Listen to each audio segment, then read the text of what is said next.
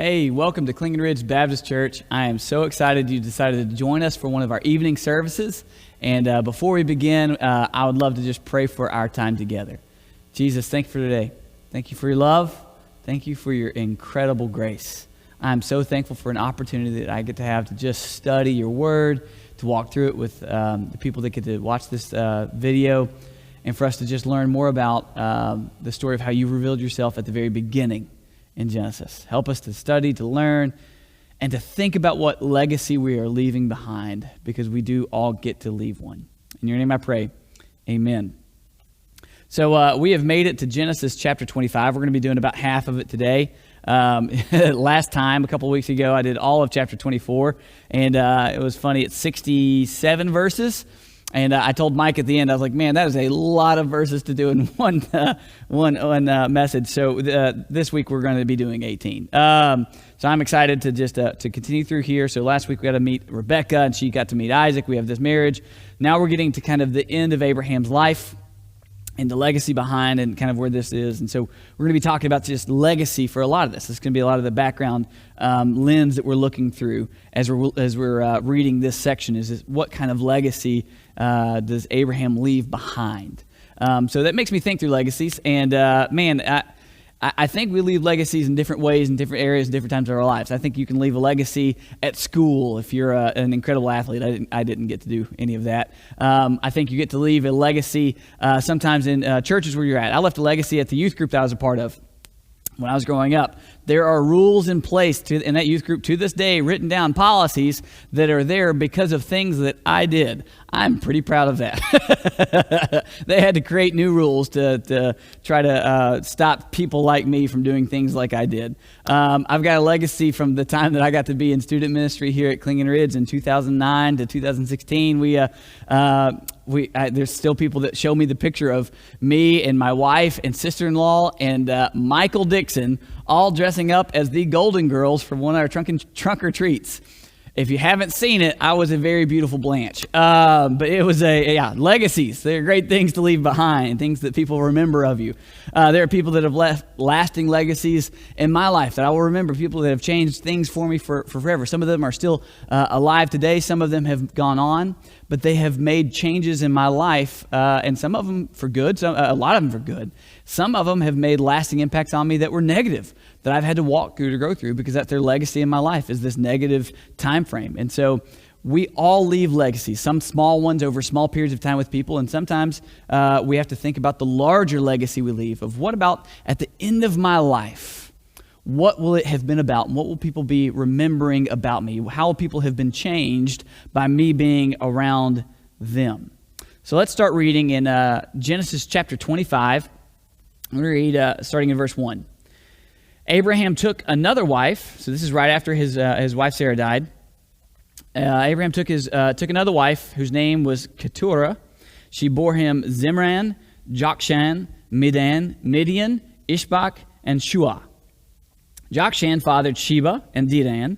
The sons of Dedan were Ashurim, Letushim, and Leumim.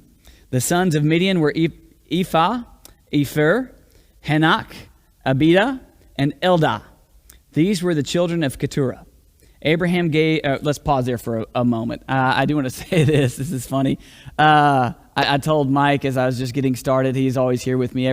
Anytime you're watching these, just know that you need to thank Mike Powers for the work he does here at Clinging Ridge and for pouring into making sure recordings go well and all this stuff happens, because I could not do this on my own. It would be on my cell phone set up somewhere, and no one would want to watch it.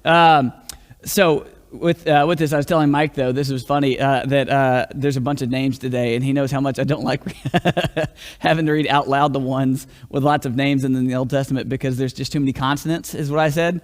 And we decided, well, actually, I think I might have made this statement, and he laughed at me, that there should be a law on how many consonants people are allowed to have in their names, because when there's too many, it's just too hard to say. So anyways, this is one of those. So for anybody who's ever read through the Old Testament and you find names that are hard to pronounce and you're not sure if you're doing it right, I'm in the same boat, and it's a struggle sometimes. It's hard. Hebrew is a very different language than English, and so sometimes that can be just difficult for us. So I just wanted to throw that out there, that some of this is hard. So Abraham takes this new wife. She gives him these new sons. These sons have other sons of their own, and they are all here.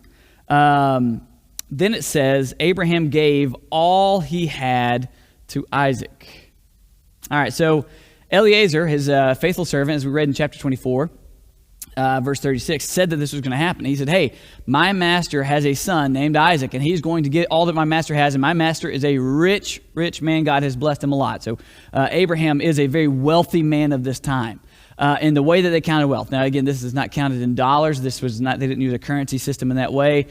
He was wealthy in goods. He had lots of animals. He had lots of people working for him. He had lots of stuff. He was a very, very wealthy man because God had blessed this so that it could support a nation, right? A nation is not supported on a meager amount of money. It requires a lot of money and a lot of goods and resources. It requires wealth to support a nation.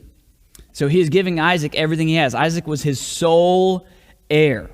Okay, so Isaac is going to be the sole heir to all of Abraham's great wealth. And that's a big deal because Abraham was very wealthy. He was getting everything.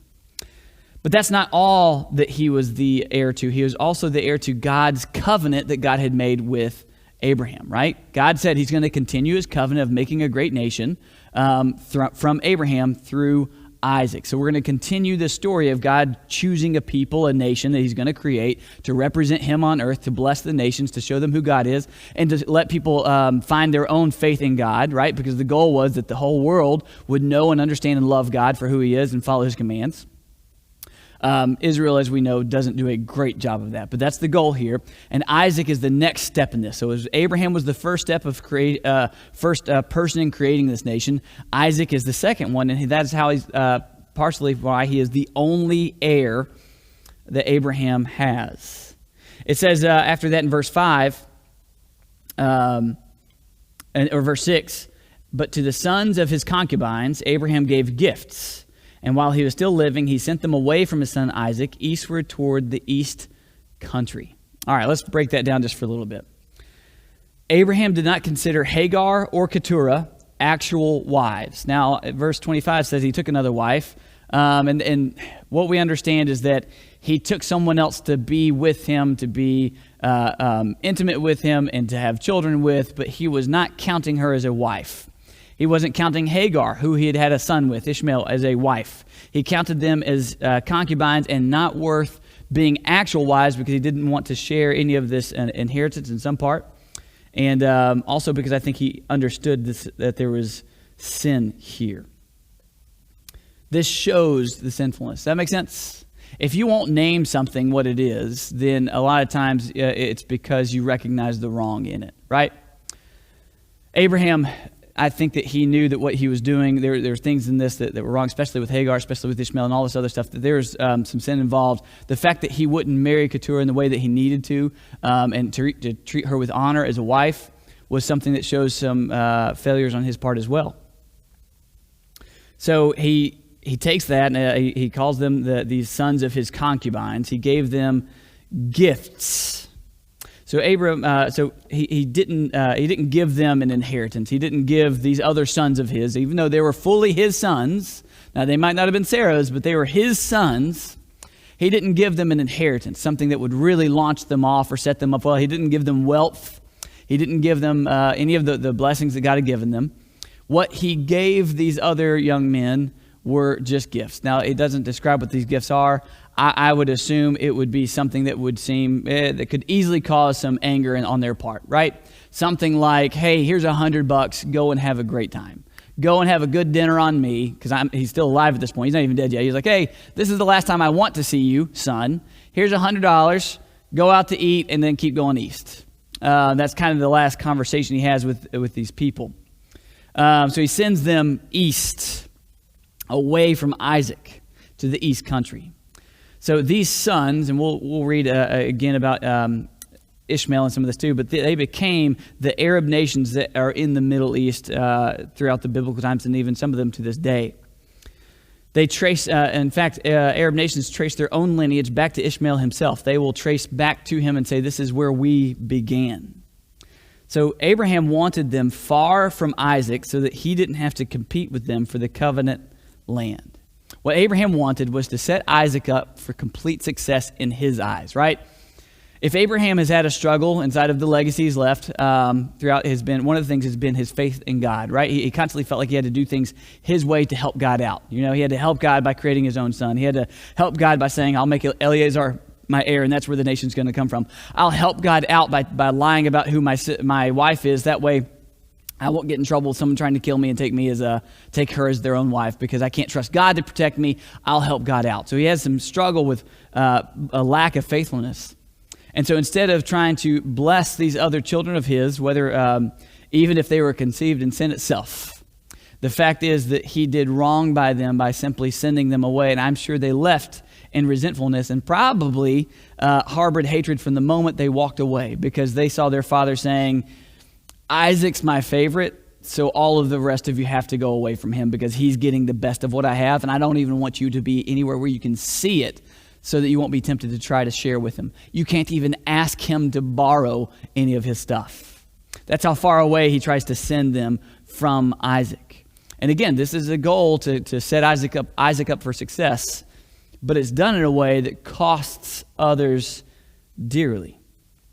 And we see even to this day the wars that go on between the nations in the Arabic lands with Israel, right? Even to this day, for all of time, these nations have been at war with each other. Okay, so let's keep reading verse 7. These are the days of the years of Abraham's life, 175 years. Abraham breathed his last and died in a good old age, an old man full of years, and was gathered to his people.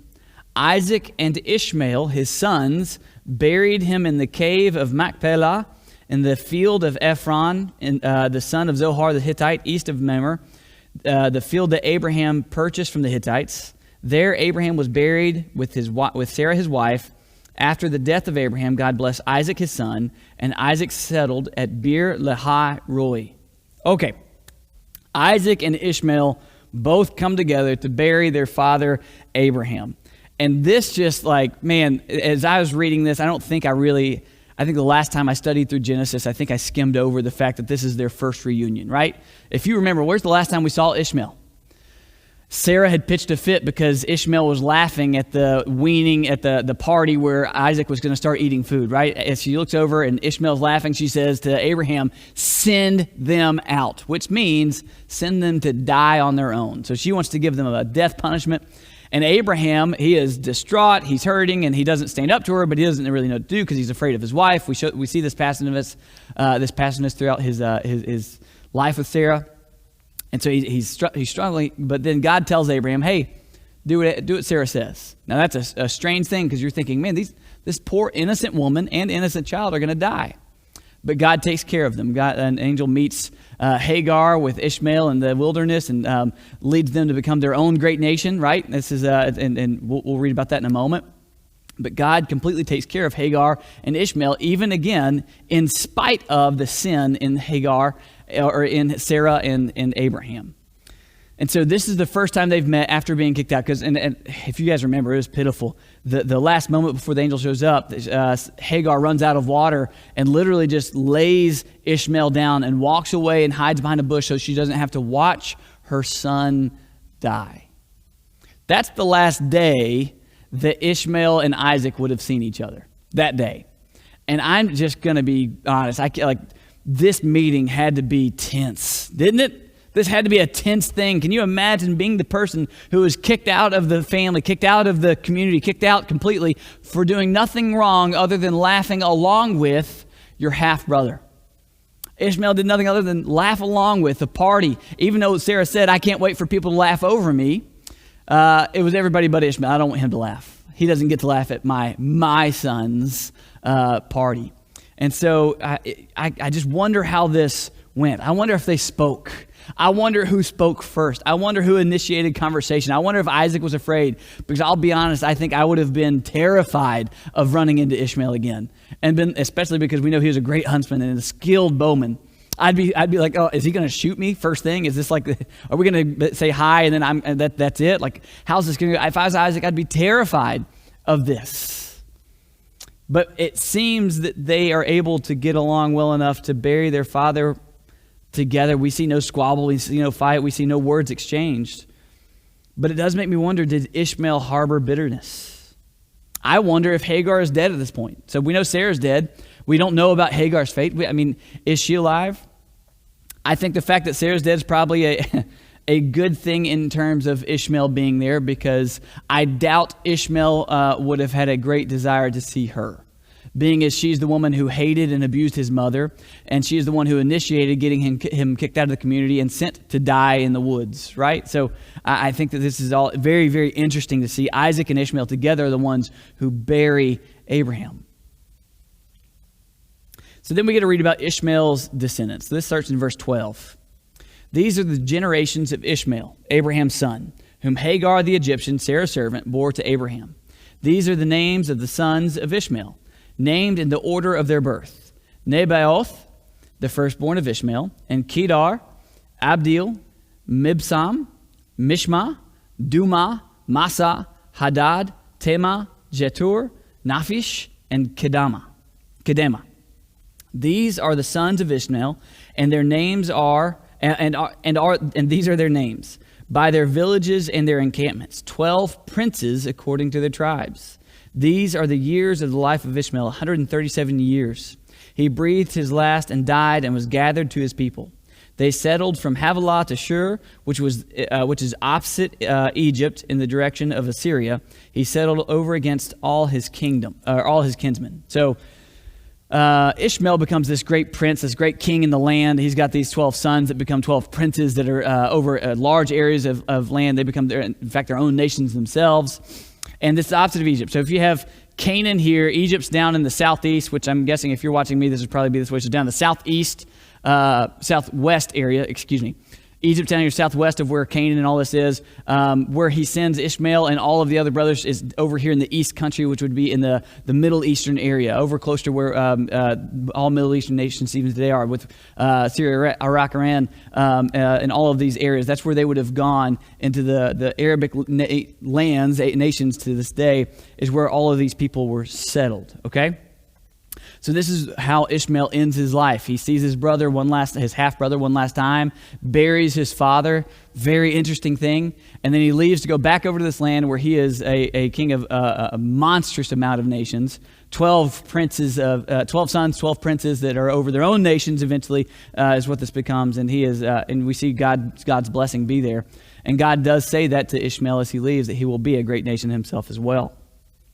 So this leads to a conclusion. I want to save Esau and Jacob for next week. I'd like that to be something we get to study next time, because I think it's its own story and starts a new part here. I want to wrap up with this in terms of legacy. So here we see this legacy of, you see Abraham, you see his first of all, his marriage to his wife Sarah. Well, then he has this strange taking Hagar as a concubine herself, because Sarah asked him to, and then you see him taking another wife, even though he won't really marry her. He decides she's going to be a concubine as well, and has all these other kids that he is basically estranged from and sends away to other countries just so that they can't even be around his favorite son Isaac, right? But that's not the only part of his legacy. So let's talk about Abraham's legacy as we wrap this up. I think there are incredibly good parts to Abraham's legacy. The first off is when he showed faith, his faith was amazing. When we first meet Abraham, the first thing that God tells Abram is, go in the direction that I call you to go in, because I'm going to make a great nation of you. And Abraham starts walking. This is a ridiculous faith, right? He left all the safety, all the confines, everything he knew, everything that made him comfortable, everything that made him feel secure and safe. He left all of it, not even knowing where he was going. And he left believing he would be a great nation, believing God's words, even though the people who left with him, this was the great nation, his wife who could have no children, and his nephew Lot, who they had basically adopted. That was the great nation. How God could make a great nation of that, Abraham wasn't sure, but he trusted in it. So this is a ridiculous faith. We see a relentless faith in Abraham at the time when he continues going and continues walking onward, continues moving, even when things are not easy. He continues going relentlessly towards where God calls him to, relentlessly towards where God is leading him. Even as things are very hard, even as things start to fall apart, even as his nephew Lot is captured and then he has to go and take an army to defeat them, even as he has to walk through places where there's famine, as he has to deal with other nations, with other leaders, he relentlessly pursues what God has told him to pursue. And even when he questions him, even when he says, God, the way that you're saying this is going to happen, it's not going to work. And God constantly reaffirms him, yes, it is. And so we see Abraham continually, relentlessly following after in faith after God. And I think the last word that I would describe his faith is ridiculous faith. What's one of the most faithful stories we get to read in the entire Bible? And that is where God calls Abraham to sacrifice his only son, Isaac.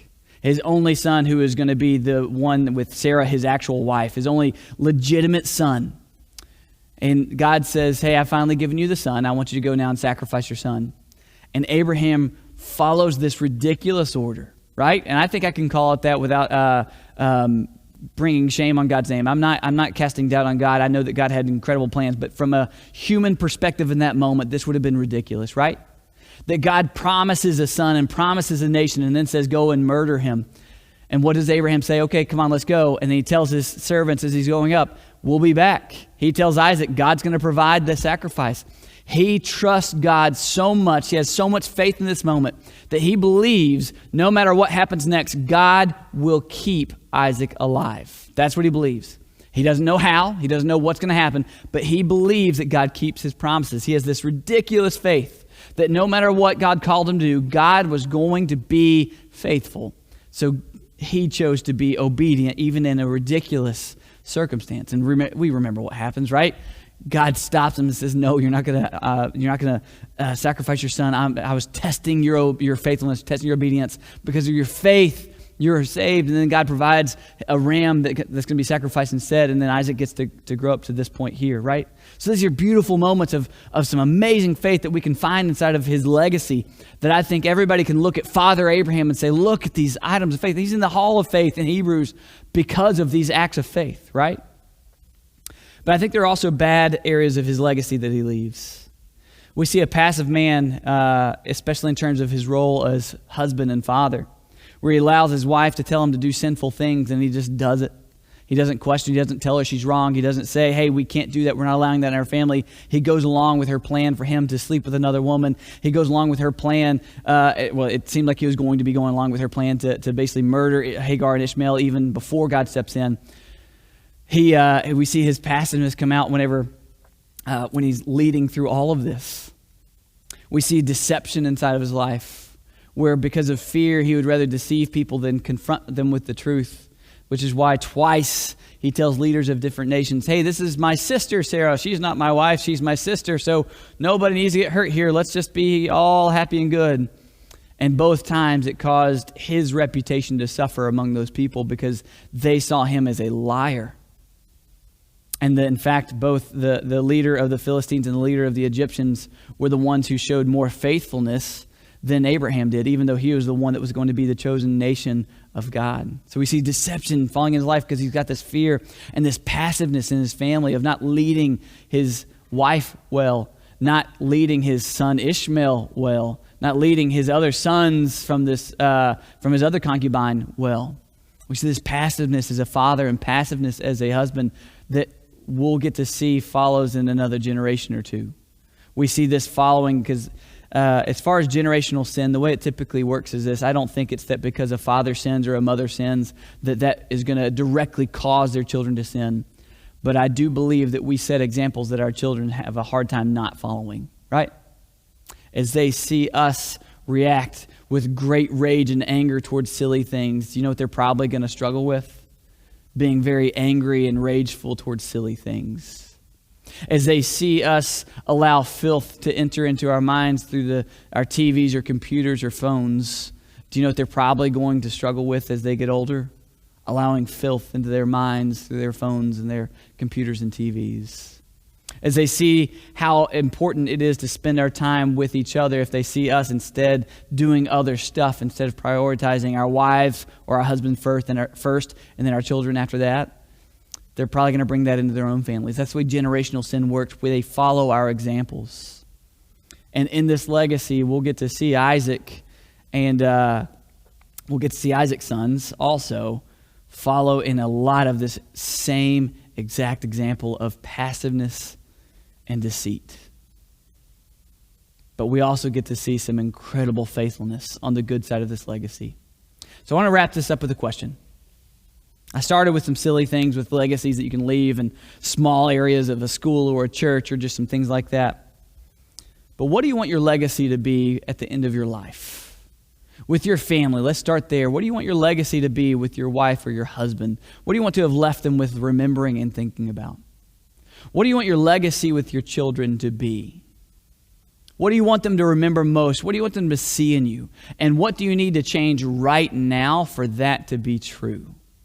Because if you don't decide to make that legacy now, at the moment that you have right now, and you wait until it's 10 or 20 or 30 or 40 or 50 years from now, and that you're at the point of death and you're saying, I hope that legacy happened, it probably won't have if you don't make those changes at this very moment. What about at work? If you work somewhere for a very long period of time, what do you want your legacy to be?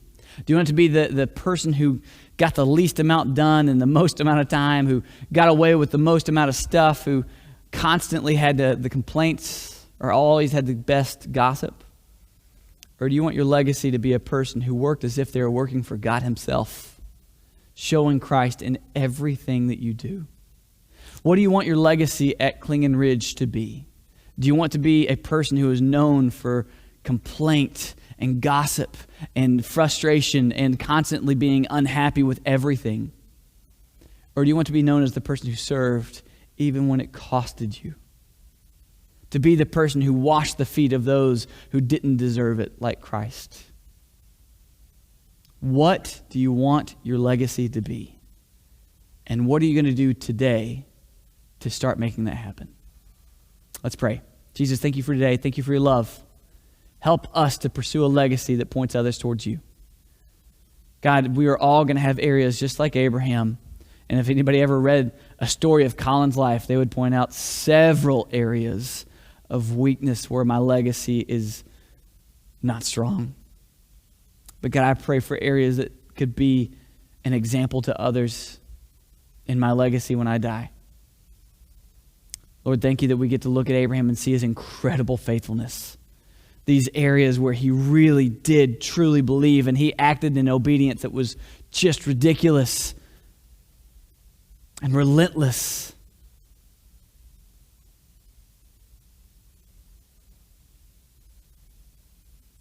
And radical. God, help us to be a people of faith like that. And help us to leave a legacy that will point others to you. Help us make decisions today to lead us to that legacy. In your name I pray. Amen. Thank you so much for joining us this evening. I hope you have a great rest of your week.